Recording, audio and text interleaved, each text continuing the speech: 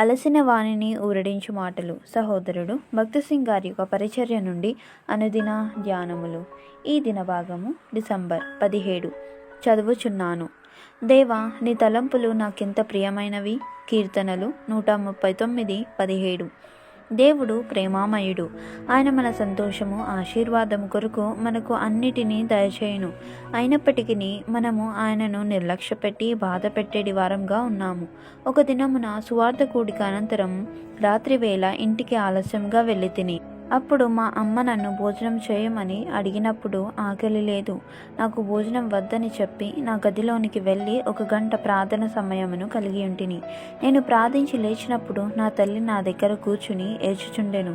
అప్పుడు నేను ఏమైనదని మా అమ్మను అడిగినప్పుడు ఆమె, నా కుమారుడా, ఈ ఉదయకాలంన మార్కెట్కు వెళ్ళి నీ కొరకు సరుకులు తెచ్చి తిని, నీవు చదువుకొనుచున్న దినములలో నీకు ఏది ఇష్టమో దాన్ని కొన్ని గంటలు నీ కొరకు తయారు చేసి ఇద్దరం కలిసి భోజనం చేయవలెనని నేను కూడా భోజనం చేయలేదు అని చెప్పెను. నన్ను క్షమించుమని అడిగినను ఆమె ఆ విషయమై బాధపడుచుండెను. ఆ విధముగానే మన దేవుని మనము బాధ పెట్టేడి వారంగా ఉన్నాము. మన దేవుడు మనలను ఎంత ప్రేమించుచున్నాడో ఎరుగుకున్నాము. ఏ మనుషుడును ఆయన వంటి ప్రేమను చూపలేదు. అయినను ఆయన ప్రేమను తృణీకరించి నిర్లక్ష్య పెట్టేడి వారంగా ఉన్నాము. ప్రతి మానవుడు మారిపోవును. అది తల్లి గాని, తండ్రి గాని, అన్నదమ్ములు గాని, అక్క చెల్లెండ్రు గాని, భార్యాభర్తలు గాని, వారి ప్రేమ మార్పు చెందును. కానీ దేవుని ప్రేమ మార్పు చెందదు. స్వభావ సిద్ధముగా మనము దేవునికి శత్రువులము. ఆయనను దుఃఖపరచి గాయపరచు మాటలు మాట్లాడుచు పనులు చేయుచున్నను ఆయన మనలను ప్రేమించుచు వెతుకుచున్నాడు. ఆయన, నా కుమారుడా, నా కుమారి, నీ హృదయం నాకిమ్ము అని పదే పదే మనలను బ్రతిమాలుచున్నాడు. ఎందుకనగా మనలను నూతన సృష్టిగా చేయవలెననున్నదియే ఆయన కోరిక.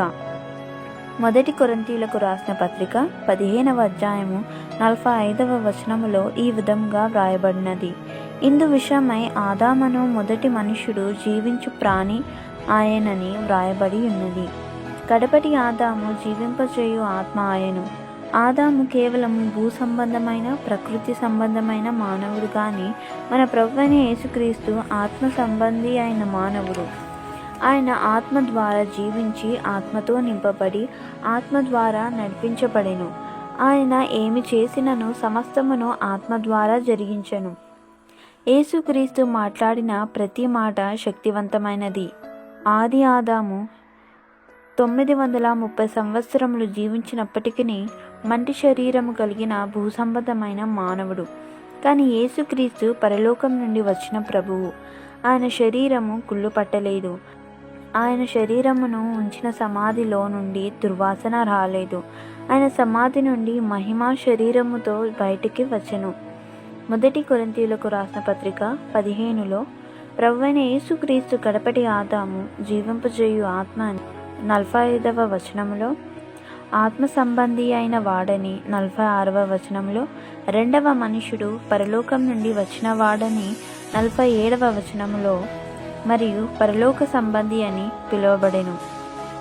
ఆయన అద్భుతమైన నూతన పురుషుడని దేవుని యొక్క భావమును మనము తెలియజేయుటకు ఆయనకు ఈ పేర్లన్నీ ఇవ్వబడెను. ప్రభు మనలను ఒక నూతన పురుషుడు అని పిలువబడు తన సంఘము యొక్క సభ్యులుగా నూతన సృష్టిగా చేయుటకు రక్షించెను.